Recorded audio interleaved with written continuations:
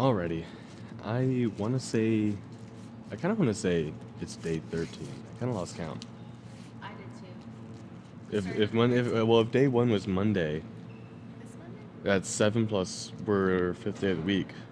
So it should be day 13. But it's a full upper body today. And I don't actually know how I want to start. So I either want to do, it's going to be some sort of incline motion. Probably not. Okay, so definitely not a incline press, so we can check that off. Maybe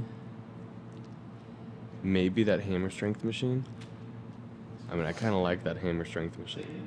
I like that machine a lot, actually. It makes me feel like I'm going really, really heavy on it. But is it like the best, or is it the most optimal for hypertrophy? Probably not. I mean, you can make it a bit more optimal by not locking your elbows out at the end, so you're keeping constant tension on the chest. In which case, oh yeah, then it becomes slightly more optimal. I think you're still better off with like free range of motion. So that would mean the other option is a dumbbell incline press or a Smith machine incline press, which is different from a barbell because it's more stable. We'll figure that out. Alright, fellers. Our second kind of warm-up mobility thing before I do any sort of like, adjust this camera a little bit. Before I do any sort of like pressing movement. I don't really know what to call these, but this right here. I mean, very similar functionally to a face pull, just with the single cable. Well, I've decided on doing an incline dumbbell press because it's been a while since I've done them. I've been spamming the hammer strength one a lot, so switching it up is probably in my best interest. When it comes to warming up into my working set, it's not as easy as something with plates where, warm up set per plate, just adding onto the weight. I think I want to try to do hundreds today. So I'm starting at half that top set weight. So I'm starting with 50 for a warm up. Then maybe I'll do 70 for a warm up. And then first working set at 90 or 95, something like that. I don't know. My left shoulder feels kind of wonky today, which is strange because usually it's my right shoulder because that's the one that gets inflamed a lot. But we'll see.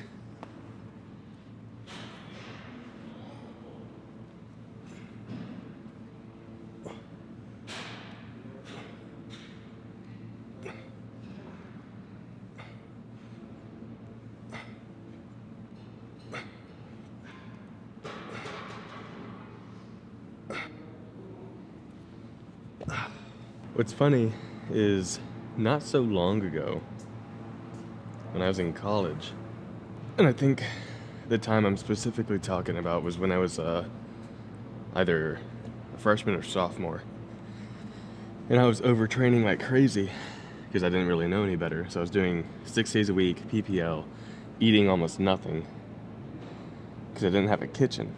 I was in my sophomore year I had a kitchen. My freshman year, I was in your freshman dorms, which typically don't have kitchens because I wouldn't trust random 18-year-olds, 19-year-olds with the responsibility of not burning the place down. And considering how the building I was in was falling apart almost and had like no fire escapes and 2 staircases that were spirally, it's probably a good thing it didn't have a kitchen. Anyway, my point is I remember 50 being like working set basically, and that was like 2 years ago, maybe 3. So it's pretty cool to their well, warm up set now.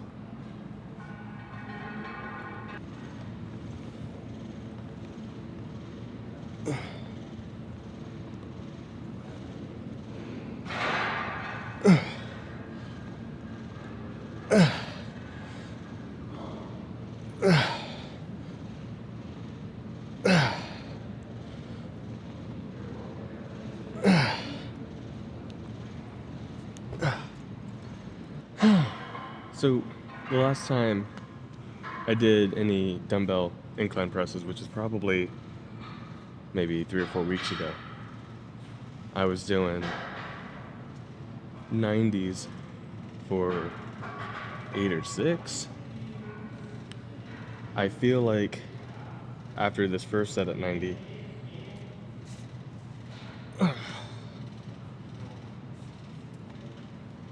I'll definitely be bumping the weight to 100. Hopefully.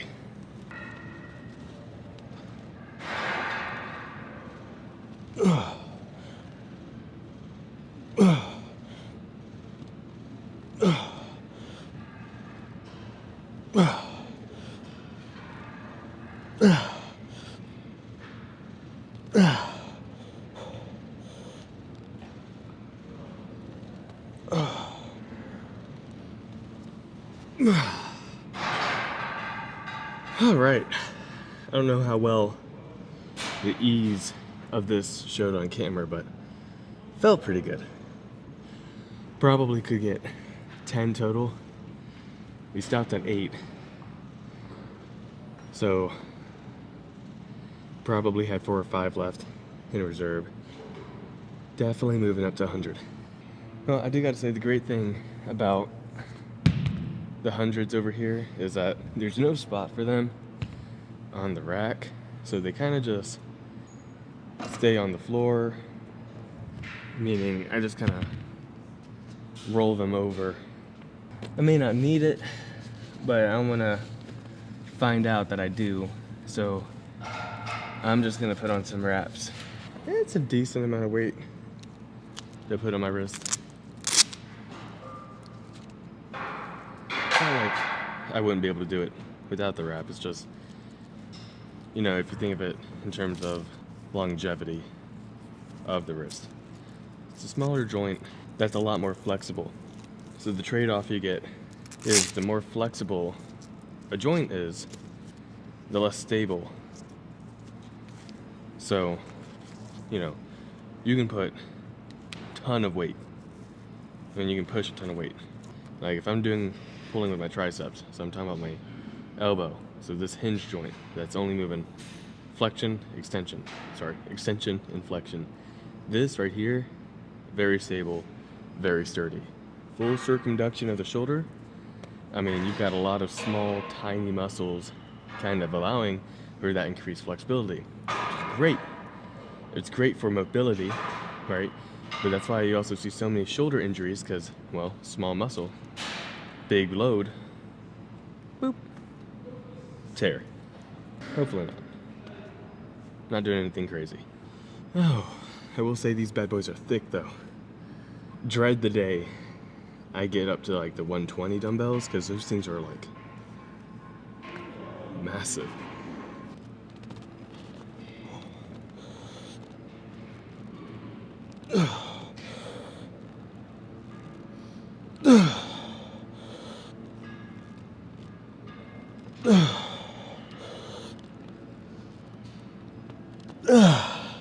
Come on.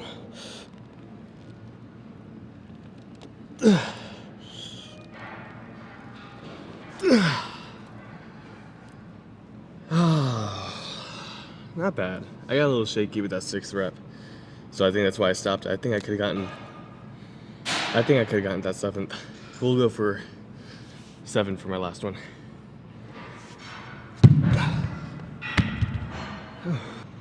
Last set of the incline dumbbell. From here, we're either going to do a normal machine chest fly or cable, and I'm feeling machine just so I can really focus on isolating the chest, because with the dumbbells, well, I did a free weight exercise, and this one with extended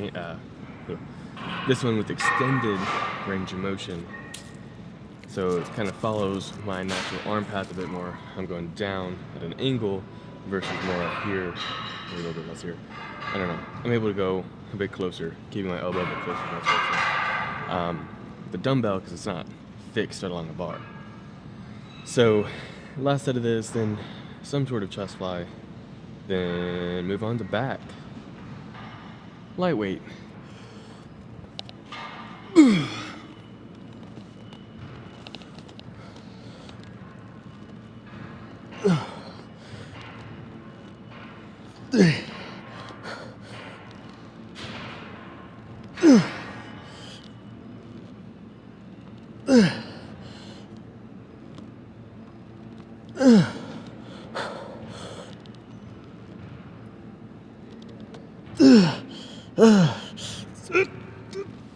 Oh, God.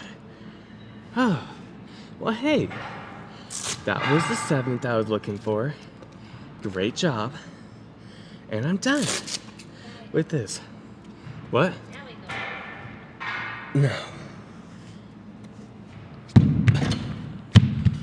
I think usually with, machine exercises, your range of motion is restricted, right? So it's a set path, and typically it's a bit more targeted to that affected muscle group. So with the chest fly, for instance, if I'm doing it on the machine, well, my main driver is my chest. I'm reducing the responsibility of the smaller muscles in my shoulder, see what other muscles, tricep, and my core, when I do a machine versus when I do something like a dumbbell cable fly, or not a dumbbell chest fly. Cable flies, still more isolated than dumbbell. I probably could have done a cable fly, but I don't know. I don't feel the activation as well compared to a chest fly, and I don't know, I feel like my chest has a lot more to give.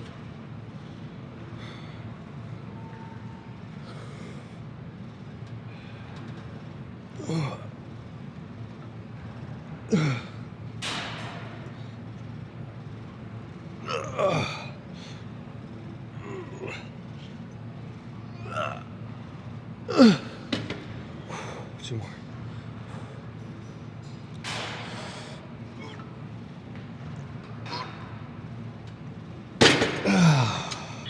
All right, well, I think in the next couple of months here, I will have successfully maxed out this machine, because I can only bump it up one more time.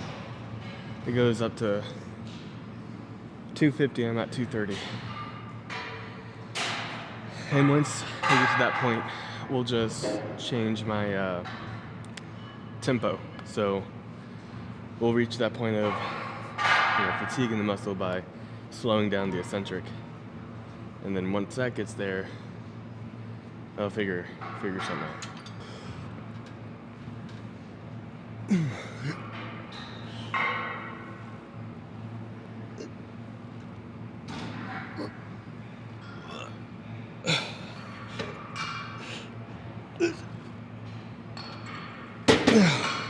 Let me check it out. Hang on, I ain't done. I want one more. One more good one. Come on. Don't spray me. Okay.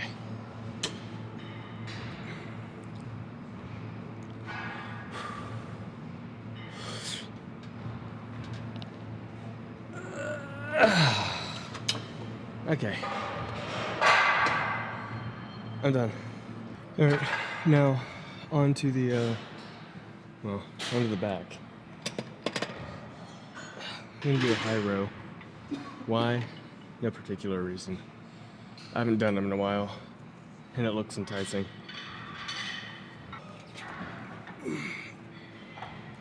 Come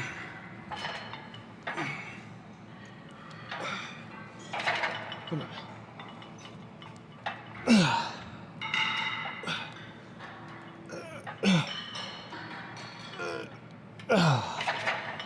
Very enticing.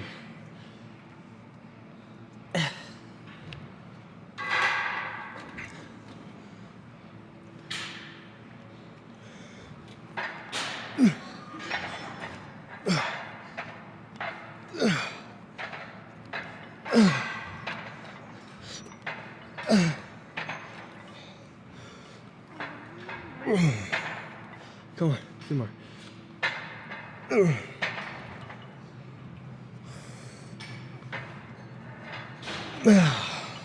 Now, in the setup notes, I'll say I'm using this little cable attachment because the actual handle has like this really wonky range of motion. So grab the cable so when I pull it, I can kind of go like this. And it's a lot more focused on my lat. But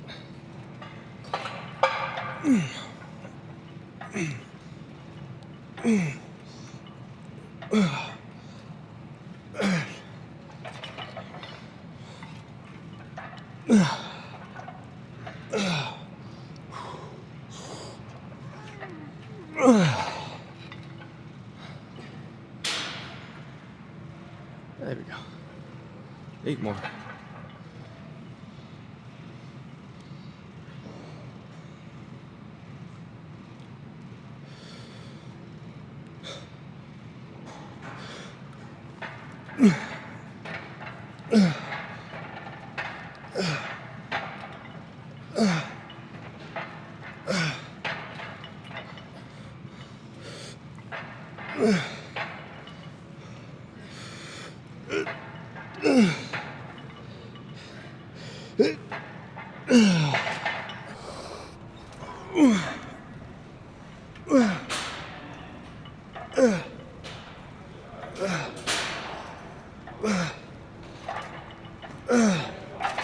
Come on, 2 more.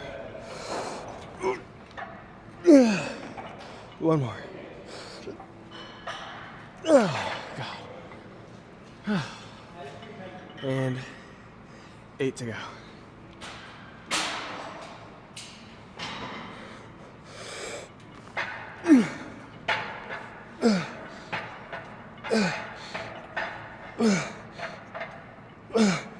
Come on. Yeah, 3 more. 2 more. 2 more. 1 more.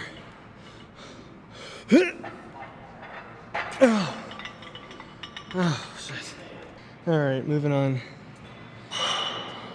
Last back exercise, we're gonna do cable rows and not neutral, but shoulder width grip. Not particularly wide, but not fully lat biased.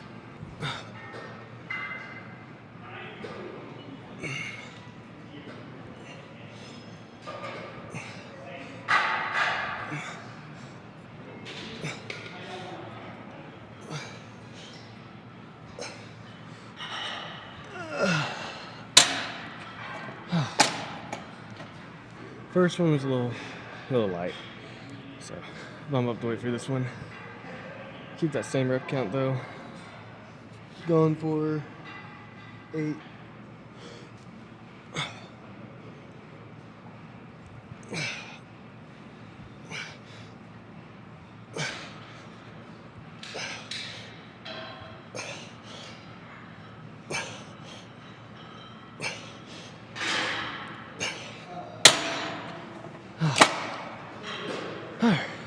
Well, last set of this, I'm going to keep the same weight, but try to add a little bit more control.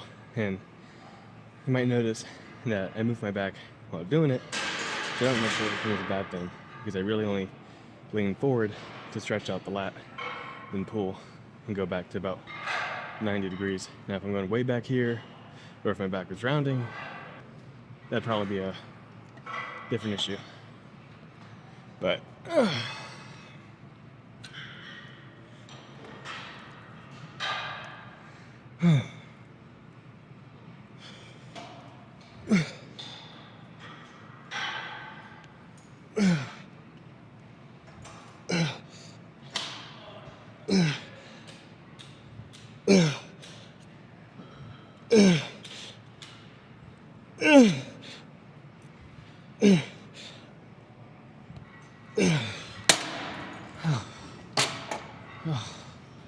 Wrist popped. Done. Well, I have just barely enough time for one more, and it's gonna be the single arm lateral raise, and it's gonna be another week where I kind of don't get my arms done. It's okay. Maybe I'll shorten the leg day tomorrow and do a combo and like actually follow through with it this time.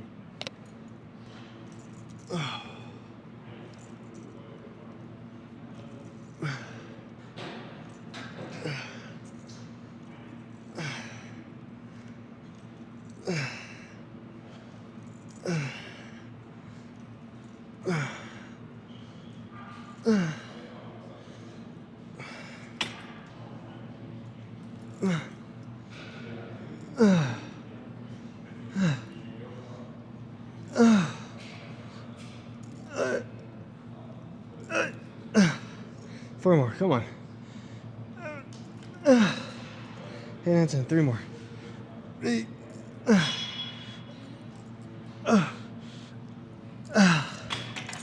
Christ.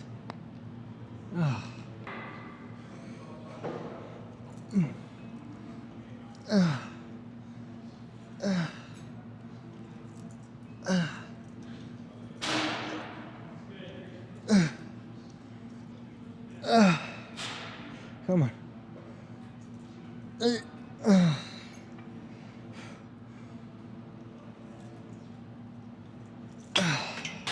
Another week where I'm missing my arm volume on my full upper day. This time I didn't even get to do rear delt, which is fine because, well, not fine. At least I hit the others at some point during the week. And then tomorrow, it's my leg day, but I might be able to shorten it by an exercise. We'll see. So I can maybe do a little bit of arms.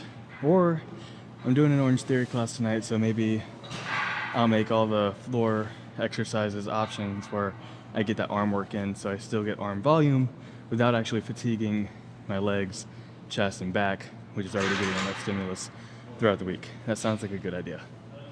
Anyway, quick pose down before I'm late for work.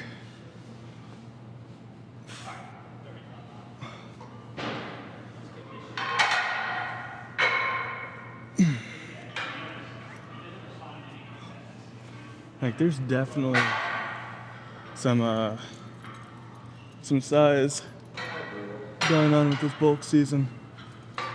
So when I cut, even if I only cut 15, they're pretty good. Do I try it? So again, keep the hips this way, double by. It looks something like that, I think.